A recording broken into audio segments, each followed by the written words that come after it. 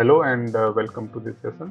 In this session, we are going to create an MCP server, but before creating the MCP server, there are some prerequisite software that we need ready on our system.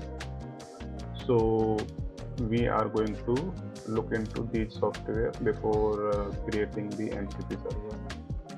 So first software is Postman software, which we will use to test our MCP server tools. That software is I have already installed and provided the link in the description. You can follow that link to install the Postman on your system. Second one, we need node.js server, and the last one which is needed is an Express.js. So in this video, we will see how we can install these two tools, Node and Express. So first we will install the Node, and let's open the browser and go to this tab, node.js org.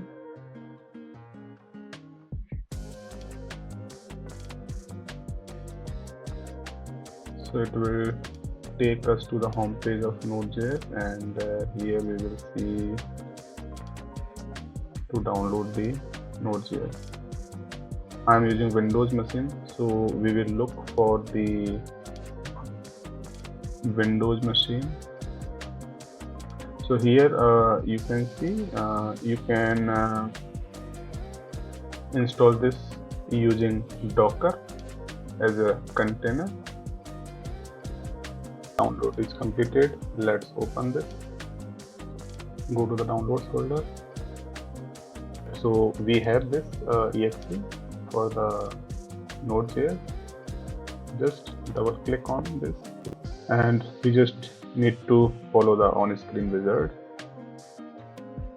Let's click next, accept the license agreement, click next again, and next. It is asking for me to automatically install the necessary tool that I don't want for now, so let's keep it unchecked, and next, and install. Okay, so Node.js installation is completed. Let's click finish. So the Node.js should have installed now. Now let's go to PowerShell again and check that command. So as you can see, Express installation is already okay. So if we go to this slide, we can see we have already installed all the three software. So now we are ready to create our first MCP server.